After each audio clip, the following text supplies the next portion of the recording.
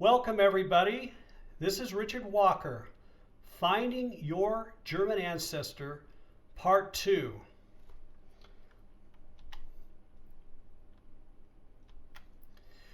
Germany between 1871 and 1914 took in a very large part of Europe, as you can see from the map here displayed.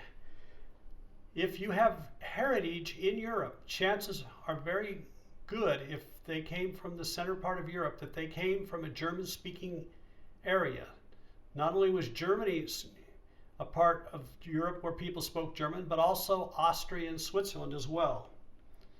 Today, however, we're going to focus on finding your ancestor in Germany.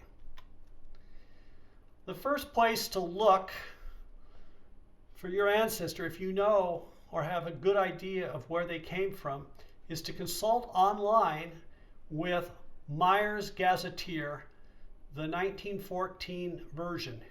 For the same reason that we looked at the map a minute ago, is because it was the time when all of Germany was under one jurisdiction, one centralized jurisdiction. Many areas today no longer belong to Germany and may have been renamed with a Polish or a Russian or a Czech or a Lithuanian name. But if you know them from the records that you have with their German name, the first place to look is the Meyer's Gazetteer. This is a free online site. What you need to do is simply type in the name of the place as you know it. And Meyer's is really great because it gets down to the nitty-gritty. It'll even show settlements and farm houses and mills, and any place where any more than 2 or 3 people were living, it'll be listed here. And it will give you information about that area. Some of the most important information it'll give you will be the Kirchspiel, which I talked about in the first presentation, and it will also tell you which Standesamt or civil registration office was responsible for the area where your ancestor lived. Another online tool that I highly recommend is Kartenmeister. Kartenmeister is really good because you may know the town that your ancestor lived in by its German name, and if this area today happens to belong to Poland or to Russia or to some other country nearby, if you type in the name of the town as you know it from your records, it will immediately give you the equivalent today, what the town is known today in whatever language it's known to today as. And it works in the reverse process as well. If you know the name of the town today in Russian or Polish, by typing that name in to the third field, it will give it back to you with the original German spelling or the German spelling equivalent of the name. So it's a great tool if you're trying to figure out in these areas, these former areas of Germany, what the names of the towns and settlements were. Geogen is a tool, online tool, free of cost, which basically, if you look very closely, you'll see each of the counties of Germany in the gray lines. And what it will do is it takes the German telephone directory and it lists all the people in Germany by name that are publicly listed. And then by searching, it will show you by concentration how many people in that particular area have a certain surname. Now, if you have a name like Müller or Meyer or Schmidt, the whole map will be blood red, because these are names that everybody in Germany has, or almost everyone will come across these names in their neighborhood or in their own family tree. But if you take a name that's less common, like Borcherding here, for example, you see that they're concentrated in one particular area of Germany. And in fact, my colleague who has this name, that's exactly where he was born, is in the darkest area.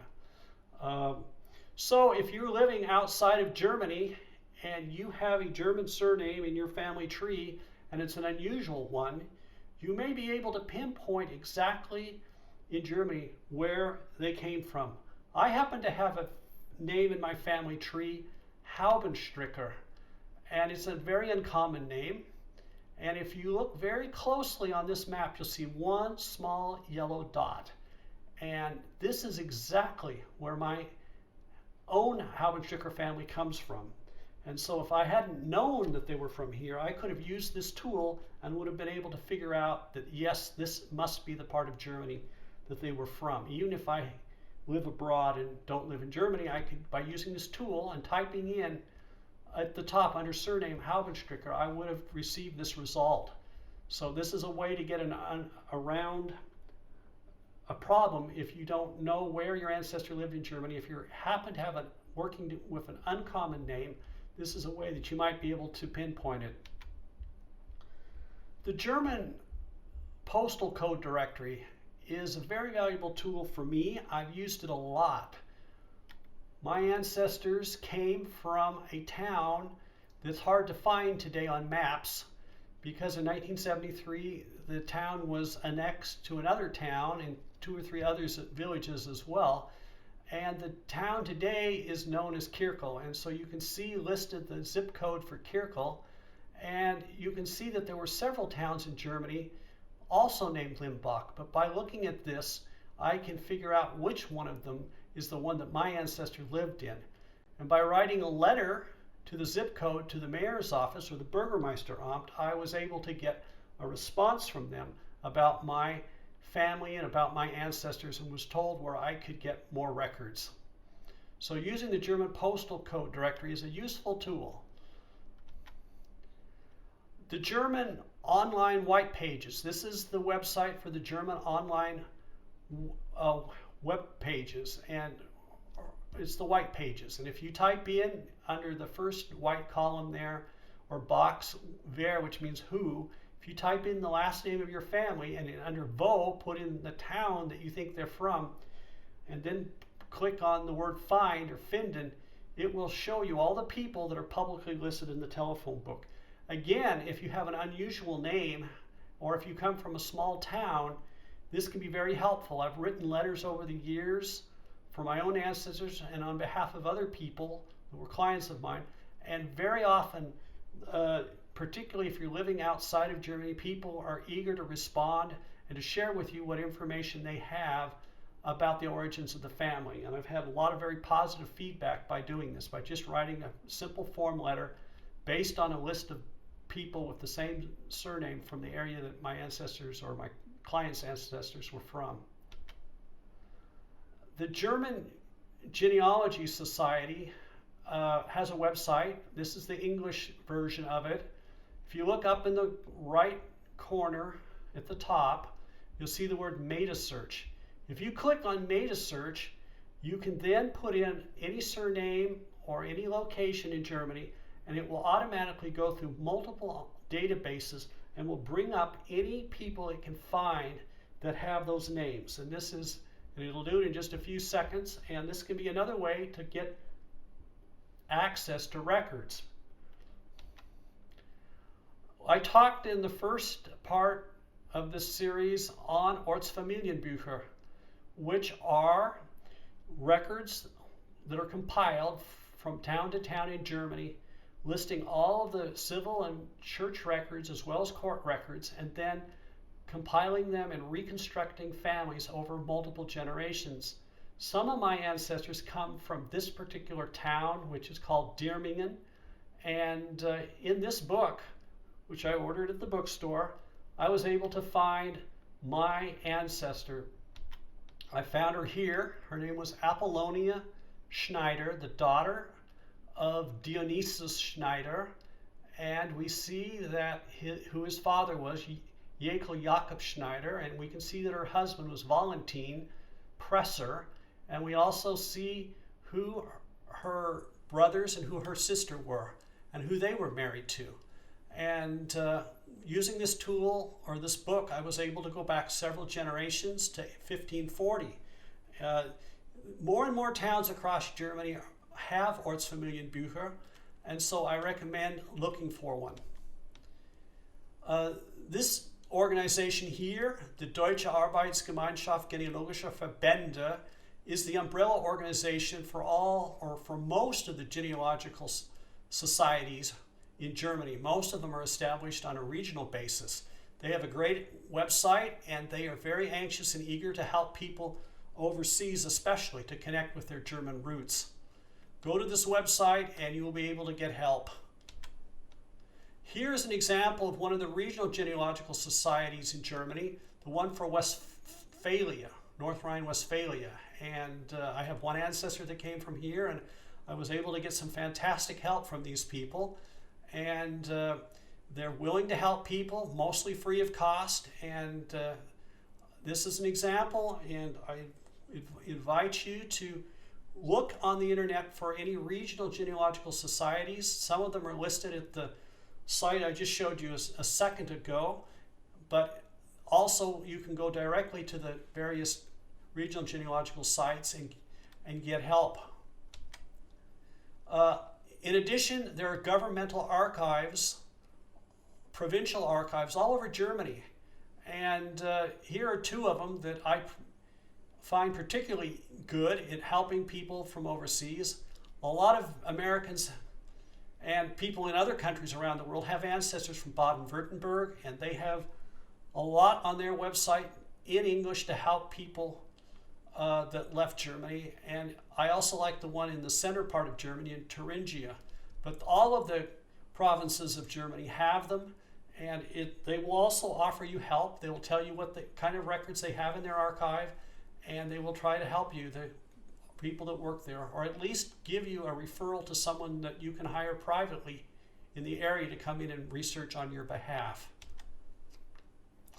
Most every town in Germany and even village has its own municipal website. Here's one from a town near where I am living now. By going on here, you can look for a genealogical society at the town level, or you can look for a historical society, or Verein, or you can write to the tourist office or to the mayor's office and ask them what kind of records are available, if there's a local archive at the town level, or who is knowledgeable in the area on the records. And I've often received very good responses from them of people who are willing and able to help you. The FamilySearch website, again, this is a fantastic website. You need to register to use it, but it's free of cost. And the FamilySearch website has millions and millions of church records, millions and millions of civil records and other kinds of records. And it's a great place to start your research. Ancestry.com, another great resource. They're a partner of FamilySearch.org. Ancestry has some records and features records that are not necessarily in the FamilySearch collection. Ancestry, for example, is really good for the Hamburg passenger list. When people left Germany in 1850 and afterwards, and if they left from the port of Hamburg, Ancestry has a beautiful search engine for finding these people mentioned and the towns that they left from in Germany. This is another great tool for connecting your ancestor to Germany. Archeon is a website that has many Protestant church parish registers on it, some of which can be found in no other place. It's a great site, a lot of great information, and I can recommend it to you. Matricula is another website that has many registers, some of them which are Roman Catholic registers. They tend to have most of their registers in Bavaria and in the neighboring regions of Austria. And if you happen to have ancestry from those areas, this is a good place to go. As I recall, this is a free of cost site. I recommend it to you for searching in these areas. I think it's very wise to belong to a community social group that's doing the same thing you're doing. Here's a Facebook site, Central Europe's Genealogical Research site. I believe this is sponsored by FamilySearch. It's a great site. You can get a lot of good information from other researchers, and I like the site particularly because if you have documents in your possession from your grandparents or your great-grandparents and you can't read the documents, it's in old German handwriting or print, if you upload these documents to this site, and remember, usually within a few hours, somebody has taken the time to translate it for you or to transcribe those records for you, and it's a real benefit. Here, this is my ancestor that came from Germany. Yes, I found him. This is Johann Jakob Luther Jr.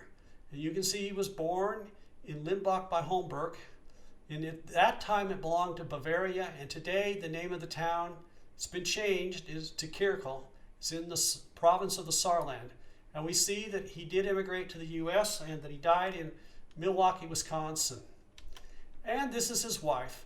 His wife was born just a couple of miles on the other side of the Rhine River in Alsace-Lorraine.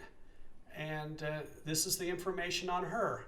And so I was successful in finding my German ancestor, and I believe that you can too. If you'll just use the tools that I've shown you and are patient, you too can have success. Thank you very much.